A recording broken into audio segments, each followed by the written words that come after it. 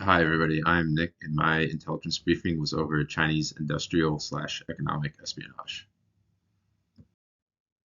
So, just to start off with a little overview and summary, China steals upwards of $400 billion from the US annually, and this includes virtually all sectors and industries of the American economy.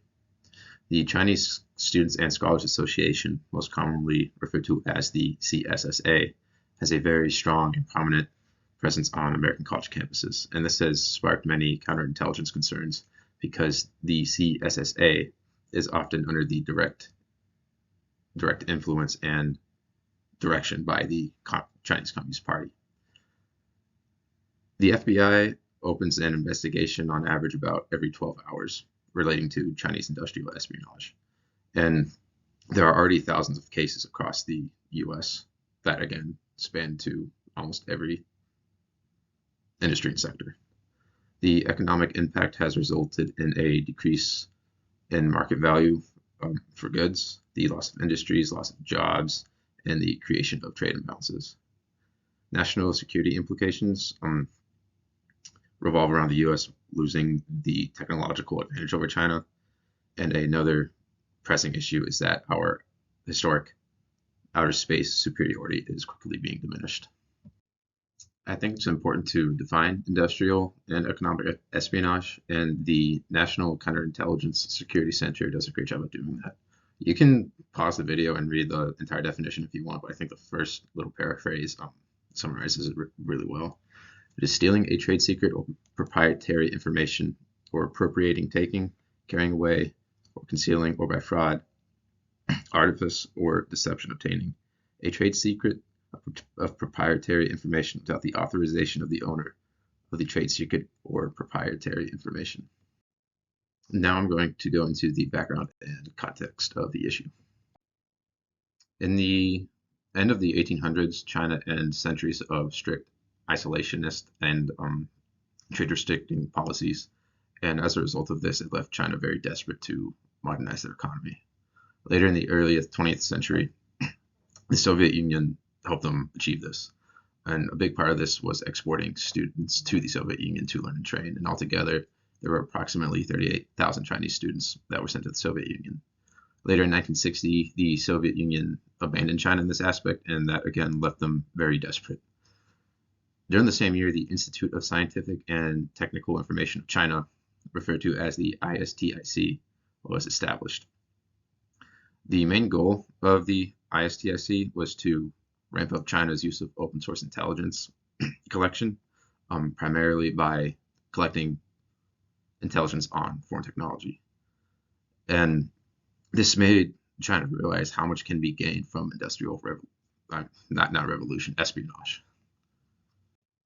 And now I'll go over the more modern context of the issue. And like I said earlier, virtually every sector and industry within the American economy is being actively targeted. The methods that they are using to accomplish this range dramatically. The most common ones are cyber intrusion, inside corporate corruption, and physical theft. And Chinese intelligence agencies and agents aren't the only actors in this case. Many of them include private sector institutions that are under heavy influence from the Chinese Communist Party. These include universities, corporations, and independent research facilities.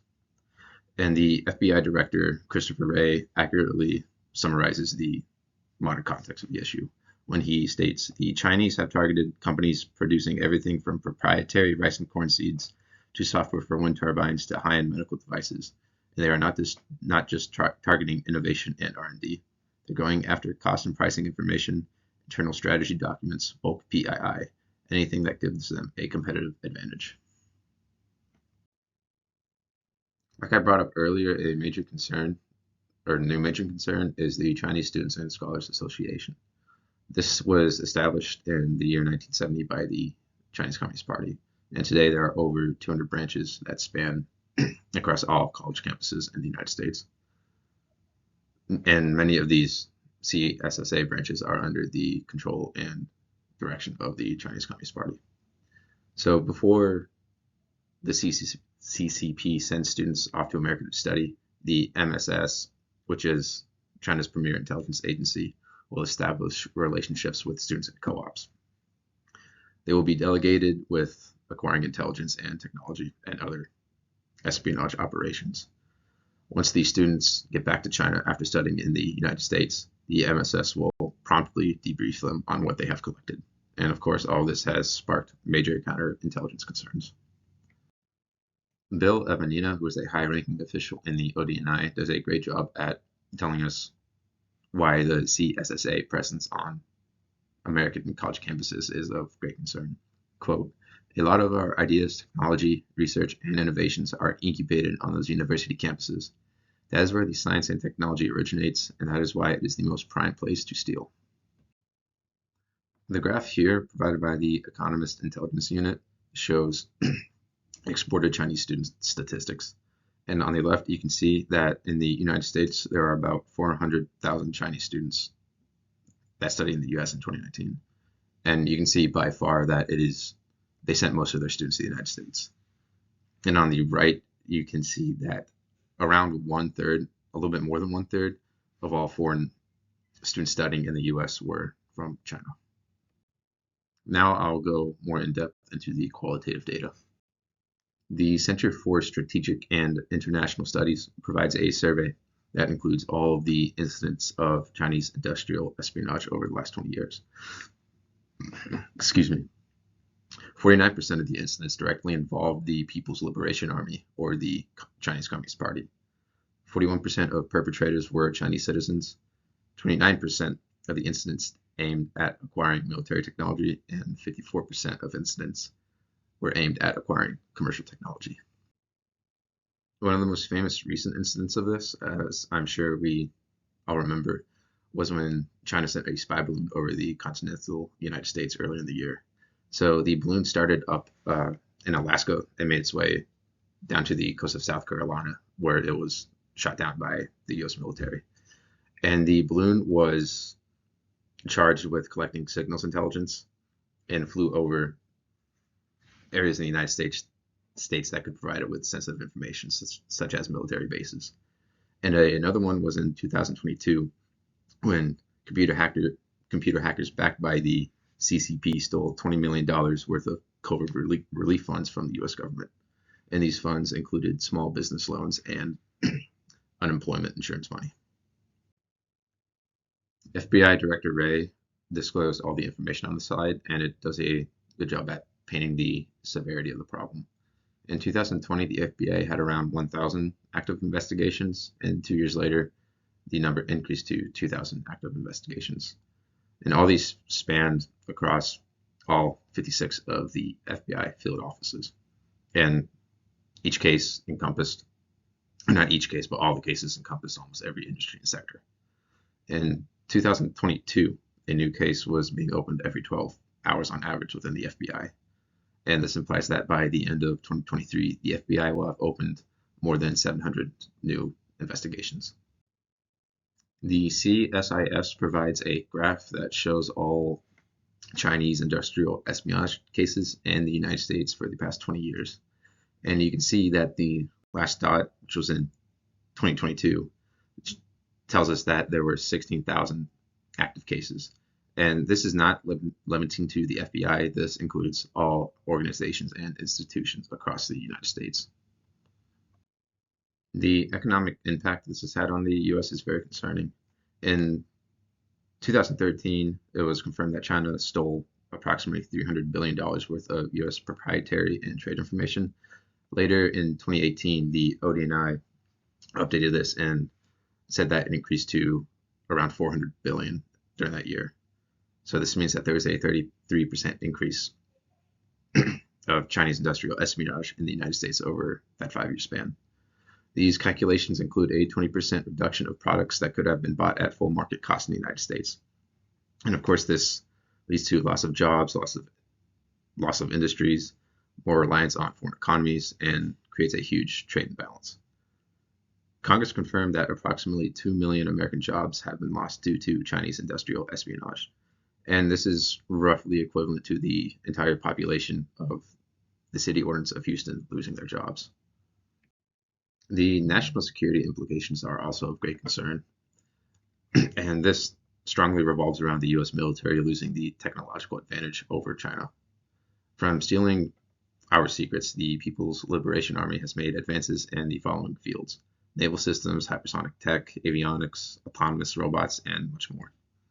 Another big part of this is that the United States is losing the historical advantage of outer space capabilities.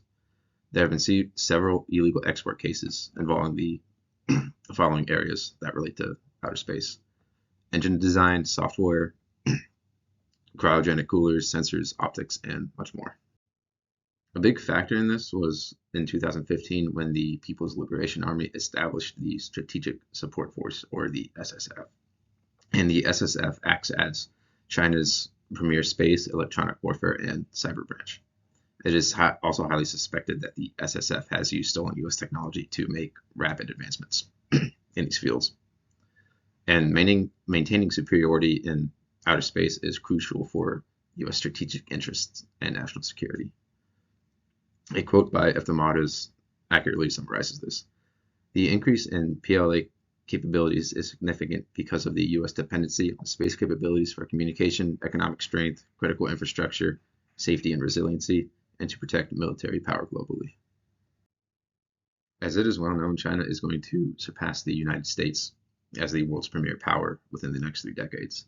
And a big factor that is helping them accomplish this is industrial espionage. The US economy is facing several setbacks, while the livelihoods of millions of Americans are at risk. US national security and strategic interests are currently being undermined by the theft of military secrets and technology. The threat is growing by the day, as we have seen with the thousands of active investigations. The most realistic policy prescription that I have would be to place travel restrictions and flags on high-ranking officials in the CCP and PLA. This would also include people who come over to America to work for companies that are in direct competition with Chinese competing companies that they own. The next prescription would be to place more attention on CSSA activities on college campuses. This could include federally binding contracts that state no confidential information is to illegally be exported to foreign intelligence agencies. And lastly, the US could place economic sanctions on China. As we all know, China is heavily dependent on the United States economy. So if we lessen economic ties, it could possibly provide them a motive to drastically decrease their industrial espionage efforts. Thank you all for watching, and here are my sources.